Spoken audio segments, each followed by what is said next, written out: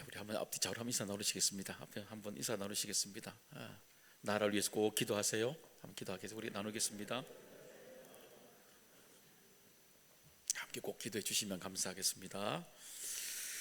제가 여러분에 한번 질문하죠. 여러분은 리더입니까? 리더인 것 같기도 하고 아닌 것 같기도 하고 아마 그런 생각이 들 것 같아요. 아마 리더라는 의미는 우리가 성경에서 우리에게 말씀해 주시고 있습니다. 성경에 보면 히브리어 단어는 첫 글자가 알렙이라고 시작합니다. 알렙. 숫자를 보면 맨 앞에 있는 단어로 사용하기도 하고 알렙이란 단어입니다. 히브리어가. 근데 그 맨 앞에 있는 알렙, 이 단어 히브리어의 특징이 있습니다. 그건 뭐냐면 맨 앞에 있기 때문에 하나님을 의미할 때 알렙이라는 의미가 들어갑니다. 시작과 알파와 오메가라 그랬잖아요. 처음과 마지막도 되십니다. 여러분, 그러니까 오늘도 우리가 종종 잊고 사는 것이 뭐냐면 하나님은 창조하시는 하나님이시지만 동시에 어떤 하나님이에요? 마지막을 심판하시는 분이에요. 알파의 하나님이고 동시에 오메가의 하나님이라는 걸 기억해야 됩니다.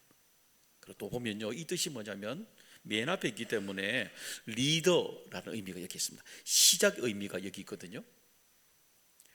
리더의 의미, 시작의 의미가 있고 또 진리란 의미가 이 알렙의 의미도 담겨져 있습니다. 또 생명과 같은 말하는 생명의 존재를 의미할 때도 첫 글자 알렙의 의미가 들어가 있습니다. 또 그리고 또 뭐냐면은 유대인들이 가장 히브리인들이 가장 최고의 최상의 것이라고 표현할 때 들어간 단어들이 뭐냐면은 이 히브리어 글자에 나와 있는 알렙이라는 단어들입니다. 여러분 어떻습니까? 여러분 성경대로 여러분이 리더인 것 같습니까? 그래도 아닌 것 같습니까? 창세기 1장 27절에 보면 이렇게 말씀하시죠. 이 땅에 모든 걸 리더자이신 하나님의 형상대로 우리를 어떻게 해요? 창조하시고 그럽니다.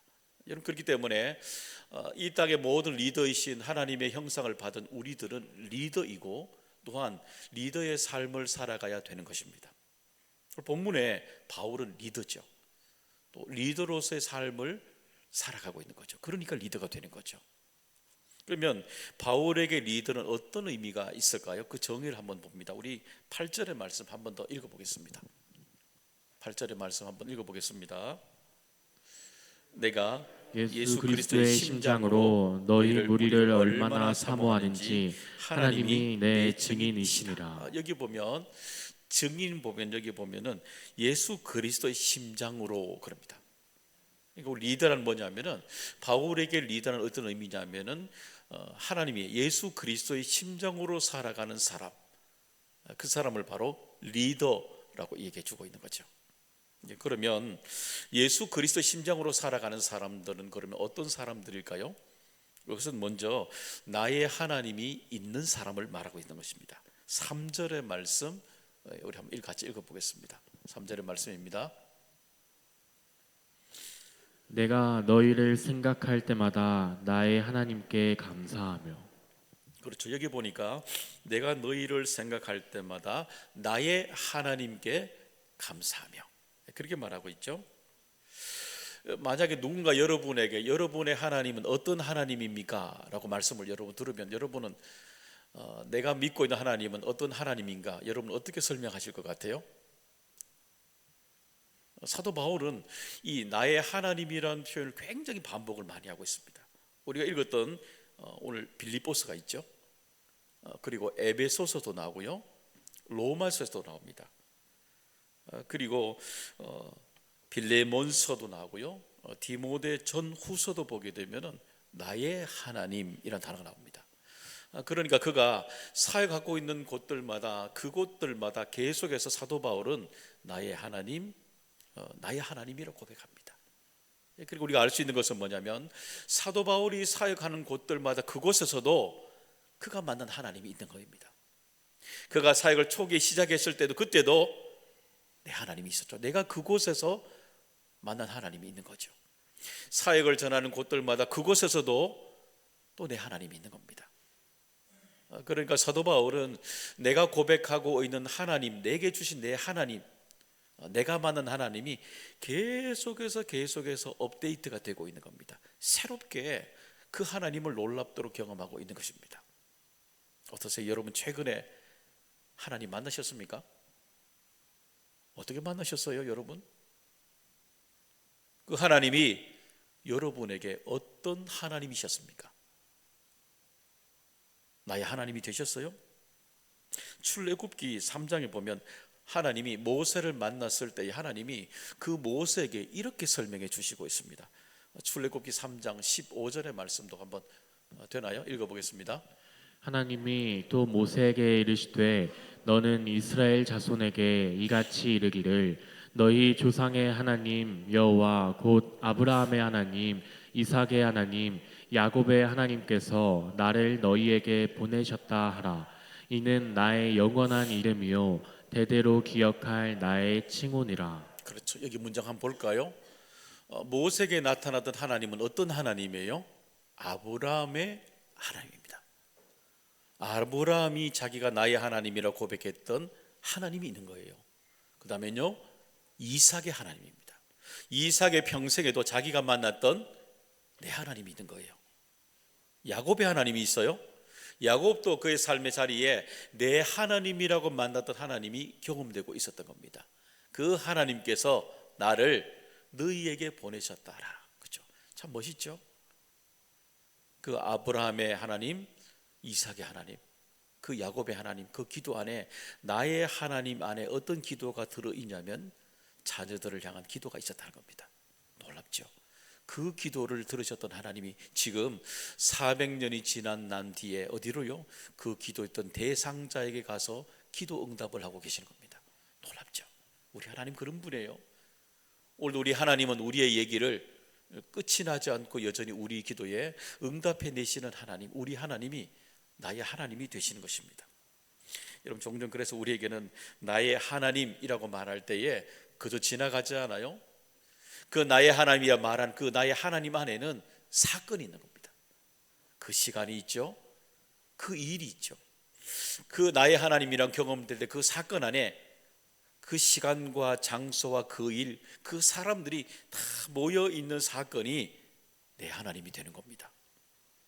여러분 그렇기 때문에 내 하나님이라고 말할 때 그 하나님의 감동들이 그 시간, 그 장소, 그 사람들, 그때 일어나던 모든 일들이 우리 안에 그대로 고스란히 감동으로 다가오게 되는 겁니다. 그래서 우리가 이렇게 앨범을 쭉 펼치게 되면 앨범만 펴지는 게 아니잖아요. 사진을 들여다보면 그때 일이 떠오르게 되잖아요. 그렇기 때문에 오늘도 하나님은 오늘도 우리의 하나님이 되셔야 되는 것입니다. 오늘도 여러분의 나의 하나님이 꼭 되실 수 있기를 간절히 바랍니다. 물건도 그렇잖아요. 나의 하나님, 내 것이 되어야만이 우리가 애착이 가잖아요. 이러면 아무리 작은 것일지라도 내 것이 되어야 여러분 애착이 가는 거예요. 종종 여러분 저는 옛날에 그랬거든요. 우리 어머니 아버지한테 종종 집에 있는 물건이 쫙 뒤에 있으면 그렇게 얘기했거든요. 엄마 아버지 좀 저거 좀 버리면 안 돼요? 이런 질문 참 많이 했거든요. 여러분 안 하셨습니까? 저기 좀 치우면 안 돼요? 말씀 참 많이 드렸거든요. 근데 그때마다 우리 어머니 아버지 평생도록 꼭 가지고 계시더라고요. 근데 버릴 수 있을까요? 제가 나이가 조금씩 들어가 보니까요 버리지 못하는 게 정상이더라고요. 왜냐하면 내가 샀던 물건 하나하나에 애착이 가 있는 거예요. 애정이 다 들어가 있기 때문입니다. 그러니까 내 안에 그것이 내 것이 되는 과정이 그대로 녹아 있는 거죠. 쉽게 버리지 못하게 되는 거죠. 그러면 어떻게 바울에게 나의 하나님이 되었을까요? 그건 우리 5절에 나와 있습니다. 하나님의 말씀에 사역에 참여할 때에 나의 하나님이 되시는 것입니다. 우리 5절의 말씀 한번 읽어보겠습니다. 너희가 첫날부터 이제까지 복음을 위한 일에 참여하고 있기 때문이라. 여기 보시면 5절에 뭐라 그래요? 너희가 첫날부터 지금까지 이제까지 복음을 위한 일에 참여하고 있기 때문이라. 그러니까 참여하다는 이 단어 뭐냐면은 사도 바울이 유독 그 신약에 보게 되면은 가장 많이 사용하고 있는 단어가 뭐냐면 참여한다는 단어입니다. 동참한다는 단어입니다. 그럴 수밖에 없는 것이 사도 바울이 선교 여행을 1차, 2차, 그리고 마지막에 3차, 그리고 어떻게 보면 4차가 되겠죠. 로마로 가는 모든 여정들까지 수많은 교회들이 그 속에 참여하고 있었거든요. 동참하고 있었거든요. 그렇기 때문에 이 사도 바울이 유독 그의 사역에 참여하고 있다는 이 단어들을, 동참하고 있다 얘기들을 굉장히 많이 쓰고 있는 겁니다. 여러분, 근데 어떤 이런 어려운 일에 참여하고 동참하는 것, 여러분 쉽겠습니까? 어렵겠습니까? 쉽지 않죠, 그죠? 어려운 일이기도 합니다. 그럼에도 불구하고 그 안에 참여할 때에 나의 하나님이 되는 것입니다. 여러분, 우리 아마 여기 계신 분들은 연령대를 대강 보니까 대부분이 보약 한 잔씩 다 드셨을 것 같아요. 보약 한번 다 드셔보셨죠? 근데 제가 여러분에게 질문해 보죠. 보약 드실 때에 여러분 보약 설명서대로 그대로 다 드셨어요? 잘 안 드실걸요? 그 아침에 그 시간에 여러분 시간 지키면서 데워 드시면서 다 드셨어요? 아무도 없을 겁니다. 근데 아셔요? 보약은요, 시간대로 정확하게 드셔야 진짜 보약이 되는 겁니다. 진짜 보약이 되는 겁니다. 대충 먹으면 그게 보약이 안 돼요. 그게. 여러분, 은혜도 똑같아요. 은혜도 하나님이 우리에게 주시는 사용 설명서대로 그대로 따라가야 진짜 은혜가 되는 겁니다. 우리들의 삶에 그대로 따라가야만이 하나님께서 우리에게 주시고자 하시는 진짜 은혜가 여기 되는 것입니다. 그래서 은혜를 먹기 위해서는 여러분 다 정성이 들어가야 되는 것입니다. 정성이 들어가야 되고, 그때 하나님께서 우리에게 주시는 놀라운 은혜들을 경험할 수 있게 되는 것입니다. 그런데 성경을 보면요, 하나님이 우리에게 주신 은혜는 독특합니다. 세상에 주는 보약처럼 그 정한 룰대로 따라가지 않아도 하나님께서 우리에게 은혜를 주셔요. 어떻게요? 여러분, 우리 사도행전 9장에 보게 되면은 다메섹에서 이 사도 바울이 엉뚱하게 하나님 뜻대로 반대로 올라가게 되잖아요. 그죠? 하나님의 뜻을 거스르면서 반대로 가게 되잖아요. 어떻게 보면 은혜 설명서대로 살아가질 않잖아요. 근데 하나님이 그 다메섹 도상에서 사도 바울의 모습들을 하나님의 은혜로 바꾸셔서 하나님의 길을 걸어가도록 은혜를 바꿔주시잖아요. 하나님의 은혜는 세상의 것과 다른 은혜가 여기에 있는 것입니다. 그래서 우리가 어떤 환경이든지 하나님의 일에 참여하는 사람에게는 나의 하나님이라고 내가 체험적으로 경험할 수 있는 하나님의 놀라운 은혜를 우리에게 주시는 것입니다. 그런 풍성한 은혜들을 우리 모두에게 주시기를 간절히 소망합니다. 두 번째는 예수 그리스도 심장으로 살아간다는 것은 뭐냐면 복음의 메인 사람들을 말하고 있는 것입니다. 14절의 말씀 한번 우리 같이 읽어보겠습니다. 형제 중 다수가 나의 매임으로 말미암아 주 안에서 신뢰함으로 겁없이 하나님의 말씀을 더욱 담대히 전하게 되었느니라. 그렇죠. 여기 보면 형제 중 다수가 나의 매임으로 말미암아 그럽니다. 매여 있다는 겁니다. 매인다는 뜻은 뭐냐면 갇힌다는 뜻입니다. 여러분, 그 매인다는 뜻이 여러분에겐 부정적으로 들립니까? 아주 좋은 긍정으로 들리십니까? 아마 좀 부정적으로 들릴 것 같아요. 뭔가 우리의 삶에 매여 있으면 뭔가 답답하고 부정적으로 우리가 느껴질 때가 참 많잖아요. 또 그것이 무언가 내가 목에 탁 매이게 되면 뭔가 내가 집착하고 있는 것처럼 생각이 들 때가 많잖아요. 그 매임 때문에 종종 우리가 살아가는 모든 모습들도 보게 되면 그것이 우리의 삶의 미해결 과제로 아직도 해결하지 못한 문제로 나를 꼭 붙들고 있을 때가 많지 않습니까? 근데 엄밀하게 말하면 우리들의 삶은 매이지 않고는 살아갈 수 없습니다. 여러분, 나는 자연인이다. 보따리사가 얼마나 올라갑니까? 다 풀어버리고 나는 자연인이다 올라가서 모든 걸 풀어놓은 것 같잖아요. 그렇죠? 우리 남자분들 많이 보시잖아요. 저도 많이 봅니다. 다 풀어놓은 것 같잖아요. 근데 보셔요, 나는 자연인이다. 그 사람들은 자연에 매여서 살아가는 사람들입니다. 이 땅에 살아가면서 여러분, 매이지 않고는요 우리가 어떤 것도 살아갈 수 없는 것입니다. 한번 보세요. 내가 늘 여전히 우리는 누군가로부터 끊임없이 인정받기를 원하잖아요. 인정받으면 좋아하잖아요. 그렇죠? 내가 누군가로부터 끊임없이 우리는 사랑받기를 원하잖아요. 매이기를 원하거든요. 어떨 때 내가 제일 좋아하는 음식, 요즘 최애라고 쓰잖아요. 내가 정말 좋아하는 최고의 음식 있으면 여러분 꼭 가서 먹고 싶어 하잖아요. 안 그러셔요? 그게 매여 있는 거잖아요.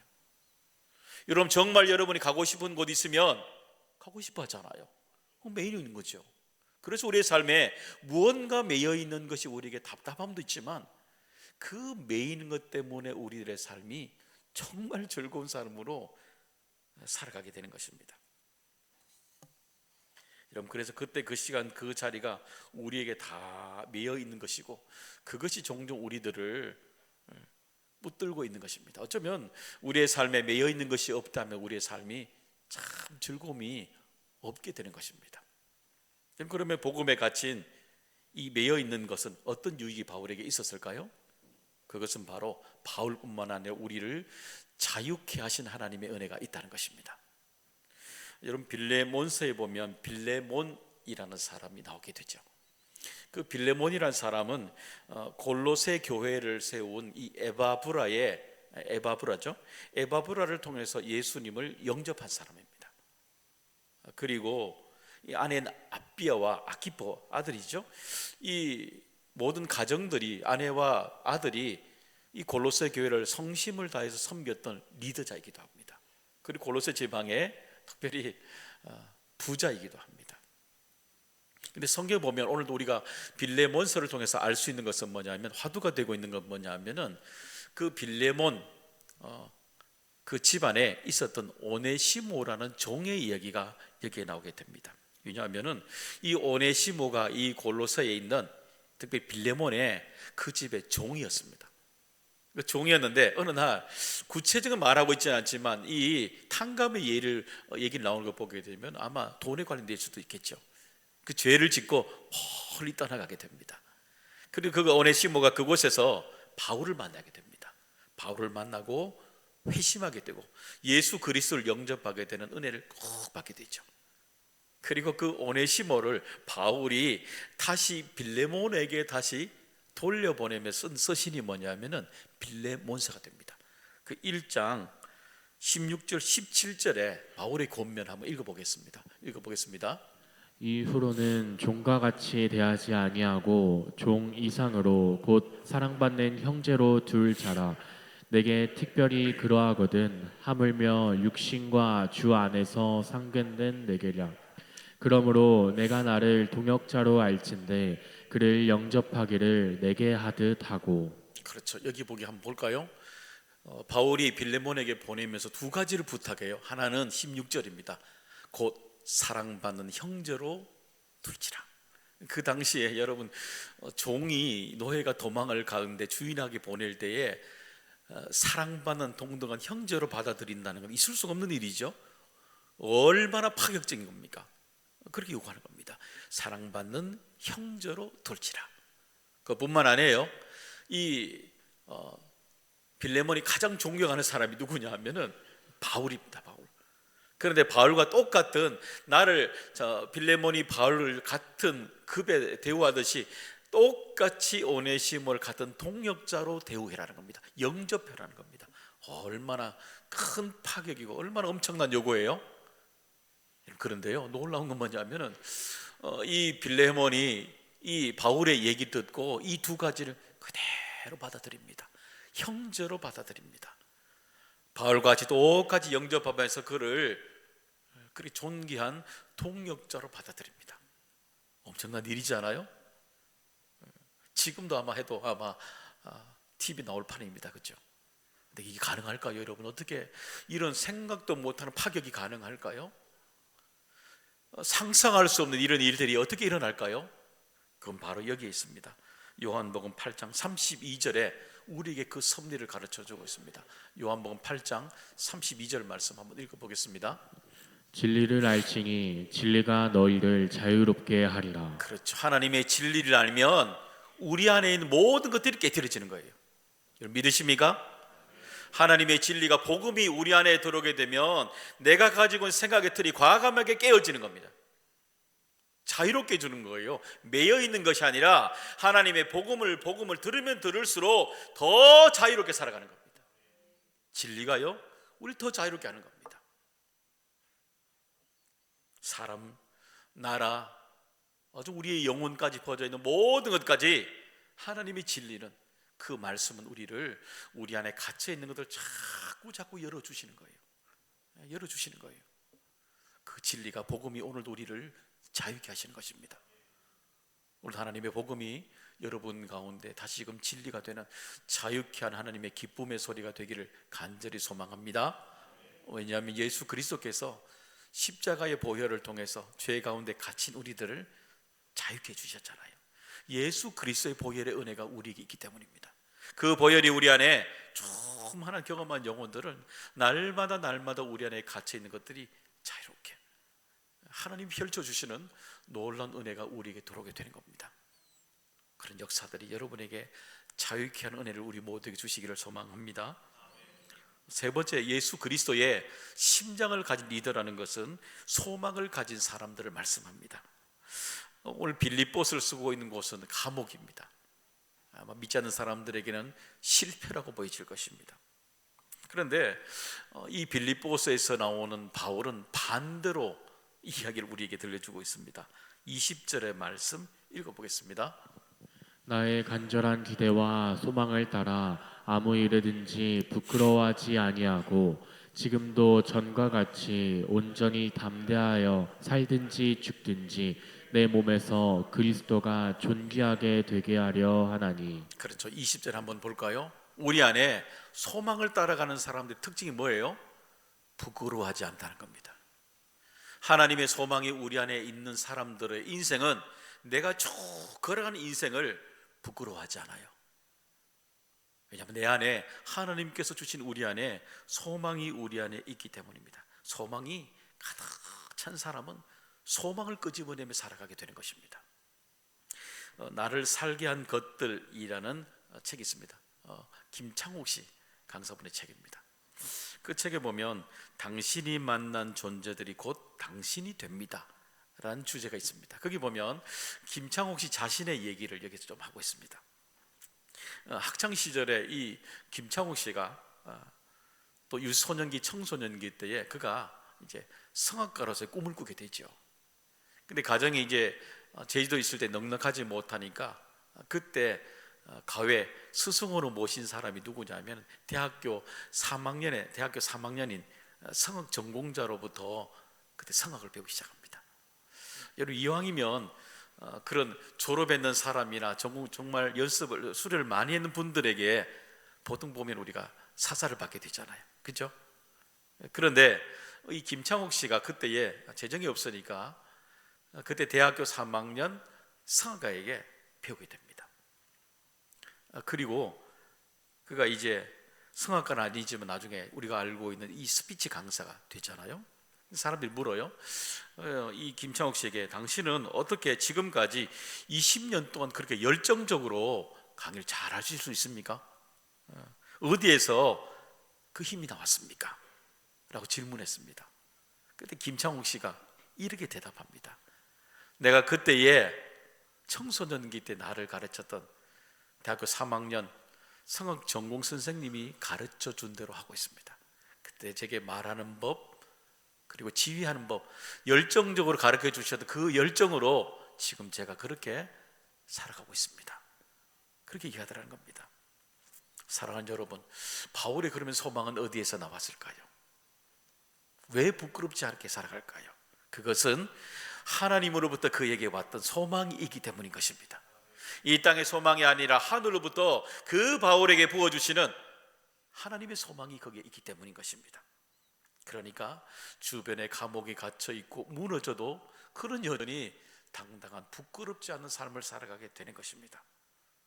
바울 안에 있는 예수 그리스도 알고 계십니까? 여러분 안에 지금 계십니까? 바울 안에 있는 예수 그리스도, 그분이 여러분 안에 계십니까? 바울 안에 있는 그 하늘의 소망이 여러분에게도 있으십니까? 그 소망이 오늘 절망에서 우리들을 소망으로 바꾸시는 것입니다. 왜냐고요? 하나님께는 절망이 없기 때문입니다. 소망만이 이 땅에 우리에게 있기 때문인 것입니다. 우리 20절의 말씀 한 번 더 읽어볼까요? 20절의 말씀 한 번 더 읽어보겠습니다.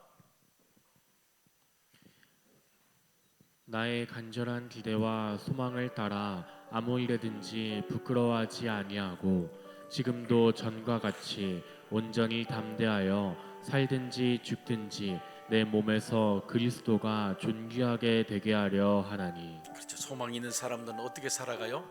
부끄럽지 않게 살아가요. 그리고 지금도, 과거에도 지금도 담대하게 살아갈 수 있는 은혜가 있는 것입니다. 왜냐하면 우리 안에 예수 그리스도가 있기 때문입니다. 사랑하는 여러분 리더 맞죠? 그럼 리더처럼 살아가야 되지 않겠어요? 그러려면 다시 우리 안에 여러분 내 하나님 다시 경험하셔야죠. 새롭게 내 인생에 내 하나님 다시 만나셔야죠. 그리고 복음이 우리에게 주는 늘 갇히게 하는 복음이 아니라 우리를 자유케 하시는 복음, 그 복음이 우리 안에 다시 우리 안에 있는 수많은 상처로 질건 모든 가지 자유하도록 치유해야 되지 않겠습니까? 그래서 소망으로 다시 하나님의 미래를 따라가는 우리 모두 되기를 주님의 이름으로 축복합니다.